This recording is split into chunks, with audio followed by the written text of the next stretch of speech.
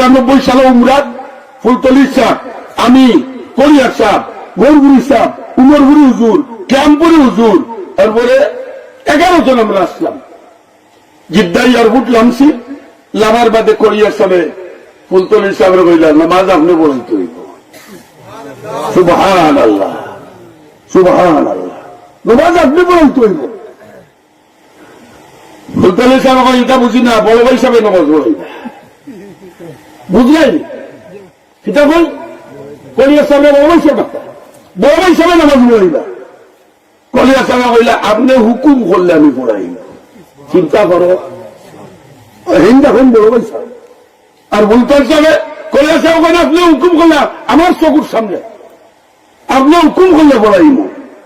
Collier সাহেব নামাজও গেলা, মাগরিবের রক্ত গেছে, জিদ্দা থাকি মক্কা থাকি বাস আর না। কলিয়ার সাহেব কই এখন আর হুকুম হুকুম মানতাম না। চিন্তা করো, তাদের মধ্যে শ্রদ্ধার মুক্তি করতে হয়। আপনার খেরাত আমার থেকে সুন্দর। কলিয়ার সাহেব ফুলতলির সাহেব কইল আপনার খেরাত আমার থেকে সুন্দর, মাগরিবের নামাজ আপনি পড়ানি লাগবো। এই কইলা বাই সাহেব কইলে আর গীতা করতাম।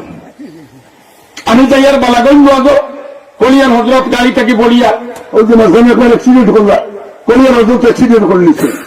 আমার তো ফির তাই বালাগঞ্জ ওয়াজ করিয়া রাই চাইছি দেখার।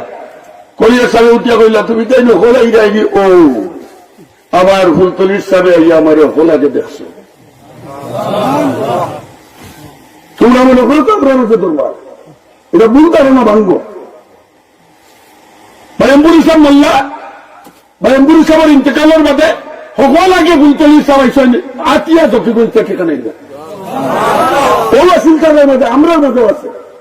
আমরাও তো আল্লাহ রাবাবেন তো প্রায় সময় হুসামুদ্দিন সাহেবের দেখা হয়, খবরুদ্দিন সাহেবের দেখা হয়। টাইম দেখলে আমার চেয়ার ছাড়ি দিন, আমি দেখলে তাদের চেয়ার ছাড়ি দিন। ও তো কদিন আগে আল্লাহ রাবাবেন কো আমার না খতুম সাহেব আপনি ওকা আমি বললাম আমার এক কোয়ালিটি কম, আপনার এক কোয়ালিটি বেশি। বলে কিতা বলে আপনার সাহেব কিবলার সাহেব জানা, আমি সাহেব কিবলার সাহেব জানা। আমরা তোলা মানি একজন শ্রদ্ধা করি। এই কারণে সবার কাছে অনুরোধ, এখন কোন সময় একতলাফর নাই, এখন কোন সময় হইল ইমান রক্ষা করার, আমল রক্ষা করার সময়। একবার কাদিয়ানি হলে একটা দুনিয়া নের গিয়া, একবার নাস্তিক হলে একটা দুনিয়া লইয়া যার গিয়া, একবার বন্ধ ফির হলে একটা দুনিয়া লইয়া যার গিয়া। একবার ওইটা আগে কইলে হলো, ওদের রাখব পরিচালনা কইলে রানি, ওই যে কেউ ফিরে না খালে কোনটা ইশারা করলে ওটা বুঝছো না, বুঝছো না? ওগুলো তো লাইবে হামজা নাচ দেখায়। আগের আমরা উঠতাম মেছে গাঁথুয়া না চাইতা, ওটা দেখায়। এটা কিতা বুঝনি, ইমান নষ্ট হইবার হাতিয়ার। আগামী জমানাত আল্লাহ নবী কইছেন এক গুরু আলিম হল বাড়াইবা যে তার সুর উনা লাগি মানুষ পাগল হইবা, ওয়াজ উন্মা লাগি মানুষ পাগল হইবা। নবী কইছেন এরার বাসা হইব আমার বাসা, এরার ওয়াজ হইব আমার ওয়াজ, এরার কোরআন শরীফ আল্লাহ নবী দেখাইছেন।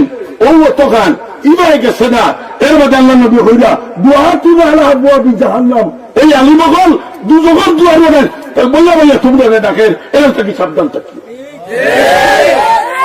এই জমানা হচ্ছে তার জমানা, খুব সাবধান, খুব সাবধান, ইমান বসাও। এখন সবচেয়ে বড় জিনিস হযরত কারি তৈয়ব সাহেব হুজুর রহমতুল্লাহ আলাইহি দাওলুম দেওবন্দের মুহতামিম ইটা আইসি কত বছর আগে। ওই জমানাত কারি তৈয়ব সাহেব কইছেন যে এই জমানাত একটা মানুষ যদি তার ইমান খান বসাইয়া নমাজ খান পড়িলায় আর হালাল যদি খাইলায়, তা আমি এই জমানার আব্দুল খালিদ জিলানী ওগুলো মনে করি।